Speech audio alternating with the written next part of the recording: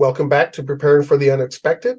Today we are talking with Carol Paasch about components of your resilience program. Carol, lots of great information there in the first and second segments. Let's start off and see where this one takes us. Testing and exercising. What do you have to say about that? Just like when you're putting your plans and your playbooks together, common sense. Don't be documenting for the sake of documenting. Um, I refer to some business continuity plans that have a thud factor. How much noise does it make when you throw the 3-ring binder on the table in front of the auditors to discourage them from opening up the binder? You want something executable. You're looking for those sticky notes. Who's got cheat sheets put together? But what you want to do is, set a scenario up, but don't focus so much on the actual scenario. Figure out first what you want to ask. And it's basically asking in greater detail what you just asked them before. So, for example, a primary site. So let's do the earthquake thing. And you can say how much damage there's been or there has been. And you work in with the information. How do you communicate with people? And you want to know, when do they actually bring the plan out? Mm-hmm. When do they actually bring the plan out? Or are they shooting from the hip? I think some people immediately hear something, bring out the plan, and it's the thud factor. The big binder sometimes comes out. It's like, well, what do we do? It's like, we've gone through tests and exercises, walkthroughs or simulations or whatever the case may be. Is the first thing you ever do is grab a binder? And it is the training. For example, one of my shining stars on the business side, she got it. Once I started interviewing her and I explained what a business continuity plan was and why she needed it, she was like, oh. And she started using it as her onboarding document. Here's what we do. This is the criticality of it. This is what we do when it doesn't work. And if you don't bring out the plan, that's fine. But I'm going to take some notes and make sure it is in your plan. Are you training for it? It's not just all about my training that I put together. Once I talk with my plan owners, I want them to be able to do it. Also, when you're executing your exercise, find out who's doing all the talking. Have it in your plan to say, you have a family emergency, unfortunately. You need to get on a plane now. Take them out of the conversation. You might be able to know who that person will be. They come to the table for the exercise. They don't know they're not going to play. And you set it up and you say, oh, by the way, Bob, you've taken PTO. You're on a cruise ship in the Mediterranean. You can sit over there. Now, something's happened. You don't have access to Bob. What are we going to do? You can do the same thing on the IT side as well. We do a transition. So it's documentation. A lot of them were like, well, I don't want to put a playbook together. I don't want to put a knowledge-based article. That's what ServiceNow calls them.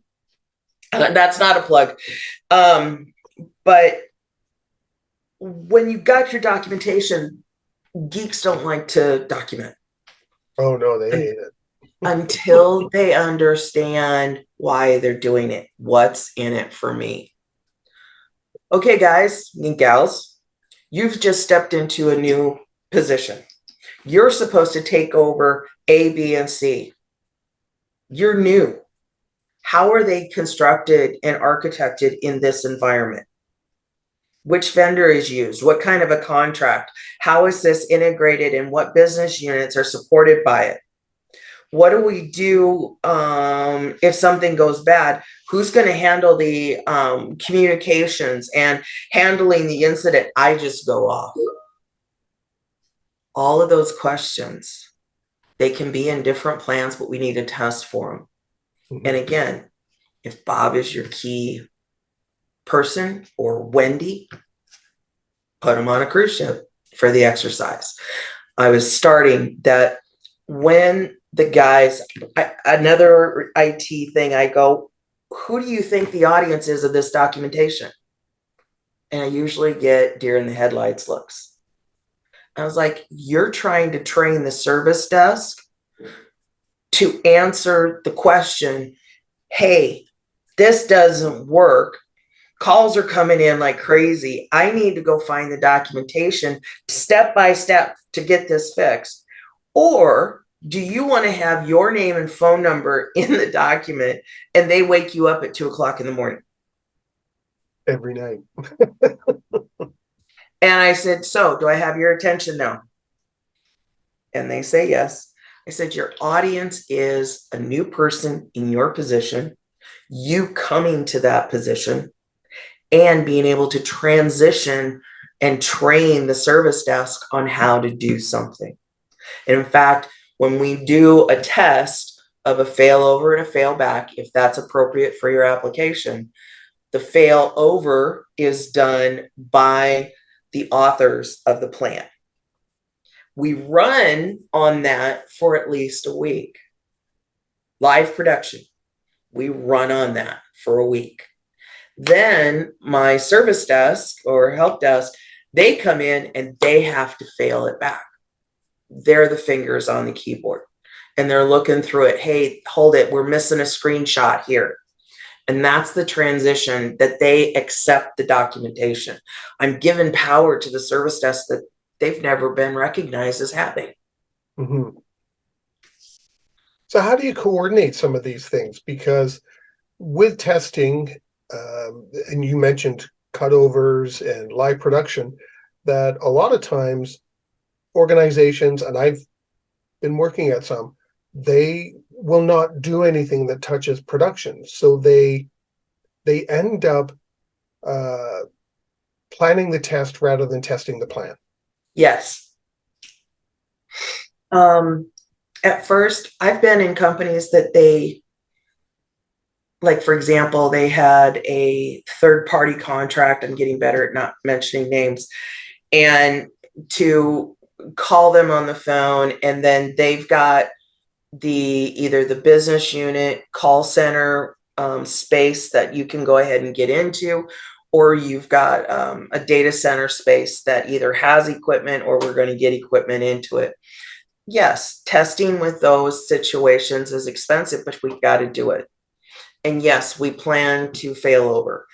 When I see some of that and I see what they're preparing, I look at it and I say, if this goes down without notice, is this what we're going to do? Oh, no, then we'll do this. Thank you. I will put a note on this that if it's a controlled failover, which can still happen in a live event, Mhm. okay, stuff is running and you could still do a planned failover in a live event. Or if something dropped, and you just become more and more mature. If there is not an appetite to actually do that in production, then that's a window of opportunity. I look at it and So, say, if you don't want to dink with production, how solid is production? mhm. If you don't want to dink with it and make sure it's going to work, are we already running on baling wire and duct tape? True. Yeah. Should we start out small when we're testing and Oh, exercising yes. and Oh, yeah. then, take things from there? Like, Mm-hmm. what are your suggestions there? Uh, If an organization listening right now has never done any real testing, where should they start? Go ahead and test in your test development. Go ahead, take it down, restore from your backups. Um, See once if you could run in your test environment. There's no problem with starting there. Don't take the data center down for your first exercise. You want a guaranteed line on the front page of the news? We got you covered on that one. Ease into it and look at your standard operating procedures on how you handle applications, the documentation, the turnover and education of the service desk to help with all of that. Make sure that's solid, and then start working on an application in the development. Now we're going to use that application again. Then let's get risky and actually do it in production over a weekend that we're not going to cause any problems. Maybe inside of a maintenance window or something like that. Mm-hmm. And then we're going to fail back because we're not sure if we got everything covered. We're going to put everything back in place. Then as you get confident, go ahead, fail over, but run production for a while on the failover. That will show you if you've got all the connections documented. Make sure you involve your users. They're the validation. IT's not validation. No, does the data looks good? they can validate that all the pretty green lights are on for all the servers and everything's right in, and that's about it. Right. You've got to get your users, and that's an opportunity for them to see what's going on as well. Mm-hmm. Involve them. Don't just call them and say, could you check the data? Go ahead and involve them in the planning meetings. Get them, if it gets too technical, excuse them, but show them a little bit of what is happening on their side so that you get to start sharing this experience. It's another thing that helps break down the silos. Yeah. We can tell you everything is up and running. That's fine. Now, users, in finance or wherever, come in. Are you seeing what you expect to see? Do you still have the permissions you expect to have? Can you submit a file or extract data or whatever the case may be?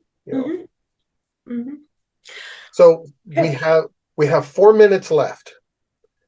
And I know there are a couple of things you wanted to bring forward. So, for I guess like a Jerry Springer final thoughts. So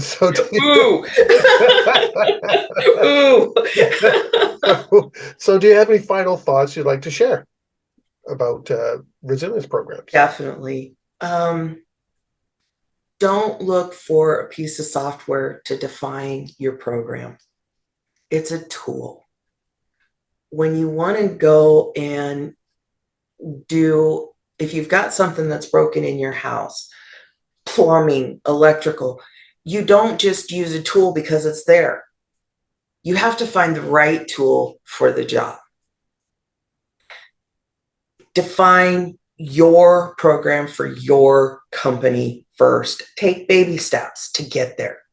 Don't go out and get the Ferrari or Lamborghini of tools because it's going to be out of the box. It'll be fine. Don't fall for the used car salesman pitches, guys. Find what works for your company and then look at, for example, tools. Also realize the size of the company. If you're a big hotel chain and you're around the world and you monitor tsunamis and earthquakes and you've got partnerships with first responders to be able to come into your conference rooms to get a break from first response, that's going to look a lot different than a company that does crop insurance adjusting.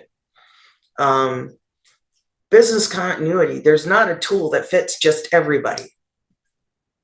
Don't overcomplicate things. Common sense. Do what you can do right now and build upon it. If you try and do everything at once, it's not going to work. Yeah, I think some people look at applications and some of the tools out there as the answer to everything. Oh, we plugged it in. Now we're okay. Yeah, we have XYZ applications, so we're fine now. No, that's not right. Oh, it's like, let's see. Okay, yeah. A computer. You buy a computer offline at the store, what have you, and you bring it into your house. Is the computer for your teenager to play online? Is the computer for you to work from home? Is the computer just for financing or, just general emails and stuff? Or do you have to do engineering, designing documents and diagrams on a high powered computer? Yeah. You need the right tool for the job. If you don't know what your job is, how do you expect to buy the right tool? Yeah, agreed. On that note, we've come to the end of the show. Carol, thank you so much for sharing so many great insights and talking about resilience programs. I know there's still lots for us to talk about, so we'll probably have you back for a third appearance at some point too. Always available for you, Alex. I really appreciate this. Great. Well, thank you for agreeing to join us today and share all your insights. It's greatly appreciated. And everybody watching and listening, stay prepared, everybody.